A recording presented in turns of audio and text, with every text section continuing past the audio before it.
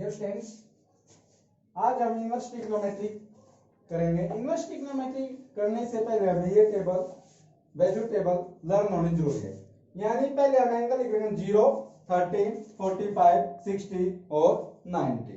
पाई की फॉर्म में क्या है? 0, पाई by 6, pi by 4, pi by 3, pi by 2। यहाँ पे पाई की वैल्यू जो होगी हमारी वो 180 होगी। सबसे पहले 0 से स्टार्ट करो, 0, 1, 2, 3, 4। हर एक को 4 से डिवाइड कर दिया, उसके बाद रूट लगा दिया। 0 बाई समथिंग 0, 0 का स्क्वायर रूट 0, 1 का स्क्वायर रूट 1, 4 का 2, 2 1 जा 2, 2 2 जा 4, 1 का स्क्वायर रूट 1, 2 का रूट 2 हो गया भाई। रूट 3 ऐसे कैसा, 4 का स्क्वायर रूट 2 हो गया, 4 1 जा 4, 4 1 जा 4, 1 का स्क्वायर रूट 1 हो गया। ये वैल्यू किसकी आ गई? हमारी साइन की आ गई भाई। अब कोस की यानी पीछे की तरफ से लिखते आ जाएंगे, 1 root 3 by 2, 1 by root 2, 1 by 2 और 0, 10 sine by cos, 0 by 1 0, 1 by 2 divide by root 3 by 2, 2 से 2 कैंसिल, 1 बाई रूट 3। इसको इससे डिवाइड करेंगे क्या आ जाएगा? 1, 2 से 2 कैंसिल, रूट 3, 1 बाई 0 अनडिफाइंड। यानी 0 से जब हम किसी भी नंबर को डिवाइड करते हैं तो डिफाइन होता है, यानी डिवाइड होता नहीं हमारा। उसके बाद कोड क्या होता है भाई? 10 का अपोजिट होता है, या इसको पीछे की तरफ से लिखते आ जाओ, अनडिफाइंड, रूट 3, 1, 1 बाई रूट 3 और 0। सेकेंड क्या होता है भाई हमारा? कोस का अपोजिट, यानी 1 का अपोजिट, 1 का रेसिप्रोकल 1, रूट 3 बाई 2 का 2 बाई रूट 3, 1 बाई रूट 2 का रूट 2, 1 बाई 2 का 2, 0 का रेसिप्रोकल अनडिफाइंड। कोसिकेंट इसको पीछे की तरफ से लिखते आओ, अनडिफाइंड 2 रूट 2, 2 बाई रूट 3 और 1। ये टेबल लर्न करने के बाद अब हमारी इस एक्सरसाइज के अंदर काम आएगी।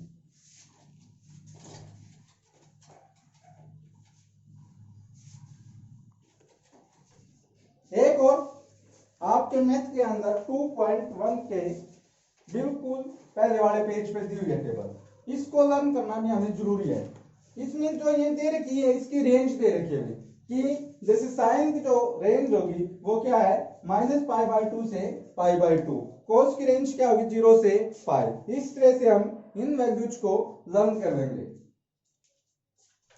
अब देखिए, find the principal value of following, यानी जो क्वेश्चन दिए हुए हैं उनकी प्रिंसिपल वैल्यू जो हमें फाइंड करनी है। जैसे फर्स्ट दिया हुआ है आपका साइन इनवर्स -1/2। लेट कर लेते हैं सबसे पहले इसको, let sine inverse -1/2 equal to x के। ये चीज जो मैंने एक्स के इक्वल माननी है, जरूरी नहीं है कि एक्स के इक्वल मानना, आप किसी के भी थीटा के, एक्स वाई जेड एबीसी किसी के भी इक्वल ले सकते हो। तो उस साइड से आगे क्या हो जाएगा?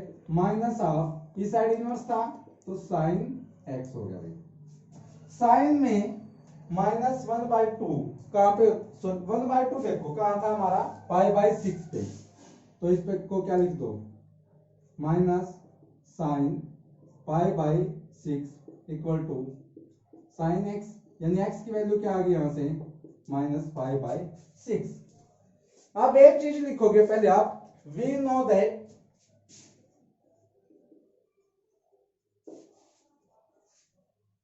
रेंज ऑफ प्रिंसिपल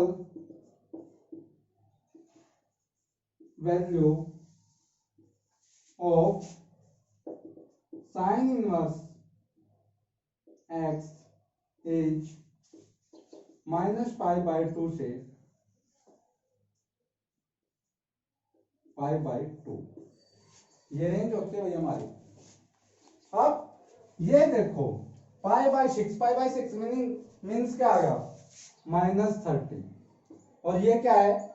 -90 से +90। क्या -90 से 90 के बीच में आता है या नहीं आता? आता है। तो ये वैल्यू क्या होगी? इसकी प्रिंसिपल वैल्यू होगी। तो principal value of sine inverse minus of is -π/3। ये हमारा आंसर हो गया। नेक्स्ट है, नेक्स्ट क्वेश्चन है जैसे cos inverse √3/2।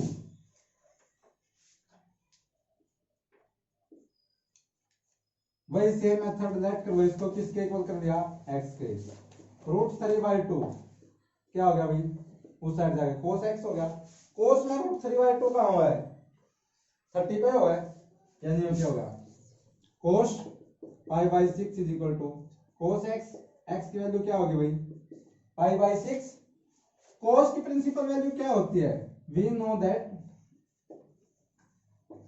Principal range of we know that range of principal value of cos inverse is 0 to π। Bracket का ध्यान रखना, ये क्लोज ब्रैकेट होनी चाहिए भाई, 0 to π, यानी 0 से π के बीच में होती है भाई इसकी वैल्यू। तो 0 तक 180 या कितनी है भाई 30 है। क्या 30 0 से 180 के बीच में आता है या नहीं आता है, आता है। Therefore principal value of cos inverse √3/2 is कितनी होगी भाई π/6।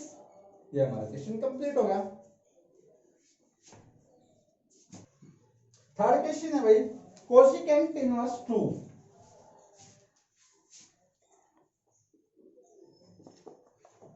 इसको भी किसके इक्वल लेट कर लिया, x के इक्वल लेट कर लिया भाई, तो क्या हो जाएगा 2 इक्वल टू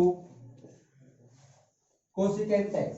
कोसिकेंट में 2 कहां पे होता है, साइन में 30 पे 1/2 होता है, उसका रेसिप्रोकल 2 हो गया, यानी इसकी वैल्यू क्या हो जाएगी π/3। Cosecant π/3 is equal to cosecant x, x की वैल्यू क्या होगी भाई, सॉरी π/6 होगी, 30 पे π/6। अब इसकी रेंज क्या दे रखी है हमारी कोसिकेंट इनवर्स की, -π/2 से π/2, यानी वही है साइन वाली रेंज। तो इसकी प्रिंसिपल वैल्यू क्या हो जाएगी हमारी π/6 हो जाएगी। वो लाइन हम लिख रहे हैं, we know that range of principal value of cosecant inverse x जो हमारी वो, और principal value of cosecant inverse 2 equal to क्या होगी π/6 होगी। नेक्स्ट है जैसे tan इनवर्स माइनस √3। जब x के इक्वल लेट कर लिया भाई हमने, तो -√3 इज इक्वल टू क्या हो गया 10x।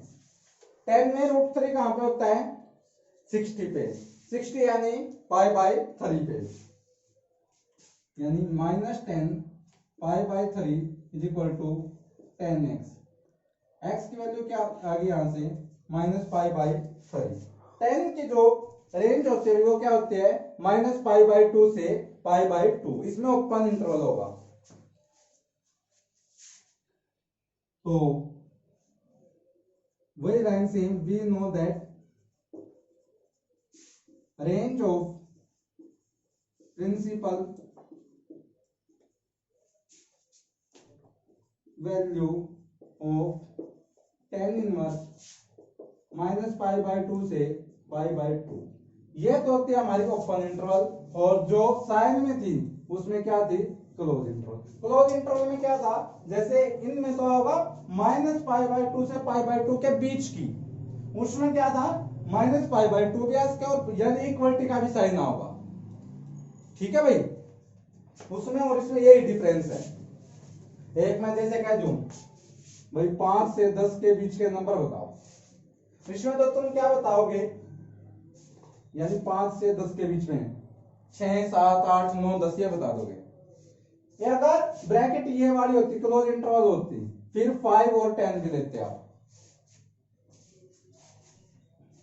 तो इसकी प्रिंसिपल वैल्यू कितनी होगी भाई आपकी -π/3। Principal value of tan inverse -√3 is -π/3, ठीक है भाई। नेक्स्ट क्वेश्चन देखिए फिफ्थ।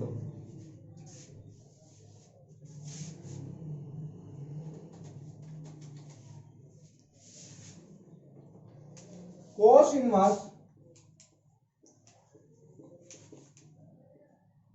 माइनस हाफ, लेट कर जाइए भी भाई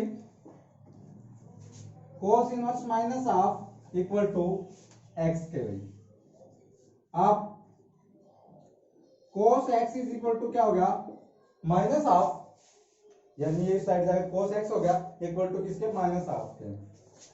cos x equal to cos में कहा हुआ है भाई 60 पे, यानी cos minus cos pi by 3, इससे कैंसिल, x की वैल्यू क्या है यहाँ पे माइनस पाई बाई 3। जबकि हमें पता है we know that range of principal value of cos inverse is कितनी होती है भाई 0 से पाई होती है, क्लोज इंटरवल होगा। अब ये चेक करो माइनस, ये तो हमारी पॉजिटिव पॉजिटिव है, माइनस में तो होती नहीं, तो इसको क्या करें हम पाई में से माइनस कर देंगे,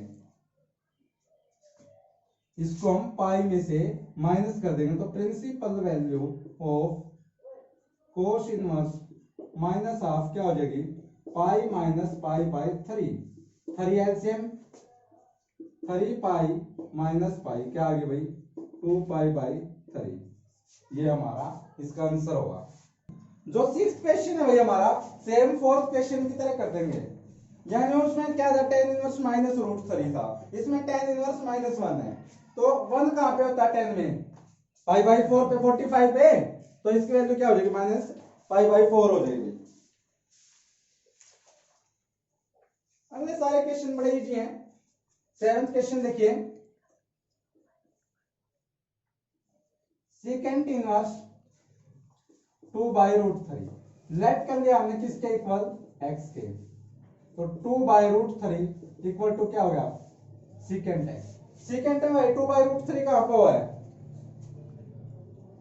यानी कोस में रूट 3 बाई 2 देख लो पाई बाई 3 पे, तो इसकी वैल्यू क्या होगी भाई second pi by 3 is equal to second x की वैल्यू क्या आ गई पाई बाई 3। कोस की जो रेंज थी वो क्या थी 0 से पाई, तो सेकेंड की भी रेंज क्या होगी हमारी 0 से पाई होगी भाई। तो क्या ये 0 से पाई के बीच में आता है, यस, तो क्या होगी प्रिंसिपल वैल्यू क्या होगी इसकी भाई, principal value of second inverse 2 by root 3 is pi by 3। इससे पहले वो चीज लिखोगे कि रेंज क्या थी, यानी we know that range of second inverse is 0 से पाई, क्लोज इंटरवल में लिखोगे भाई।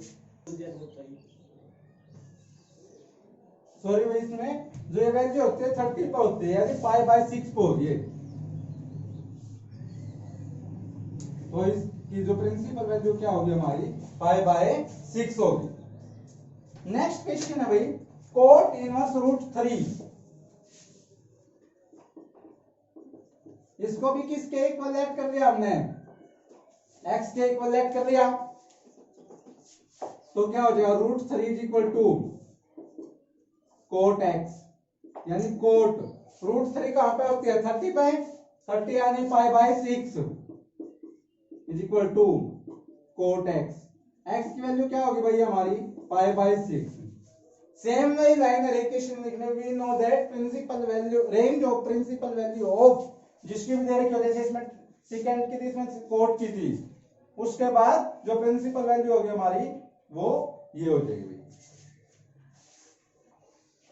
नेक्स्ट क्वेश्चन है 9th क्वेश्चन होगा जो हमारा सेम 5th क्वेश्चन की तरह होगा, उसमें जो कोस इनवर्स माइनस हाफ था, इसमें cos inverse minus 1 by root 2 है, माइनस 1 बाई रूट 2 यानी पाई बाई 4 पे होगी, उसमें किसमें से माइनस कर पाई में से, इसमें भी हम पाई बाई 4 को किसमें से माइनस कर देंगे पाई में से माइनस कर देंगे भाई। नेक्स्ट है जो 10th क्वेश्चन वो कोसिकेंट इनवर्स का भाई,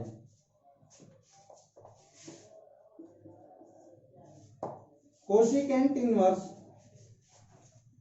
minus root 2 equal to let कर लिया किसके भाई x के, यानी minus root 2 is equal to cosecant x की वैल्यू क्या हो जाएगी, इसको क्या लिख सकते हो आप माइनस कोसिकेंट 45 पे होता है भाई, 45 यानी pi by 4 equal to cosecant x की वैल्यू क्या होगी माइनस पाई बाई 4, जबकि इसकी रेंज ऑफ प्रिंसिपल क्या होती है हमारी -π/2 से π/2 होती है। तो ये उसी के बीच में लाई करता है भाई। तो principal value of cosecant inverse -√2 is क्या होगी -π/4। हाँ, इससे पहले वो लाइन लिखनी जरूर है कि इसके रेंज किसके बीच में होती है। We know that range of principal value of cosecant inverse is -π/4 to π/4। Next दो क्वेश्चन है भाई हमारे 11th और 12th। देखो 10 तक बिल्कुल सेम एक जैसे क्वेश्चन थे। 11th क्वेश्चन क्या दे रखा है, tan inverse 1 plus cos inverse -half plus sin inverse -half. यानी इनकी अलग अलग वैल्यू। tan में कहां पे आता है भाई 1/1 45, यानी ये क्या हो जाएगा π/4। cos में 1/2 π/3 पे भाई, इसमें π/6 पे। आगे एलसीएम लेके आप इसको सोल्व कर दोगे। आता है एलसीएम लेके सोल्व करना।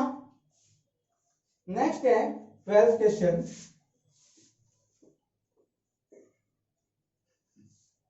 cos inverse half plus 2 sin inverse half. cos inverse half, cos में हाफ वैल्यू कहां पे होती है 60 पे, 60 यानी π/3 पे प्लस 2। साइन में हाफ कहां होती है 30 यानी π/6।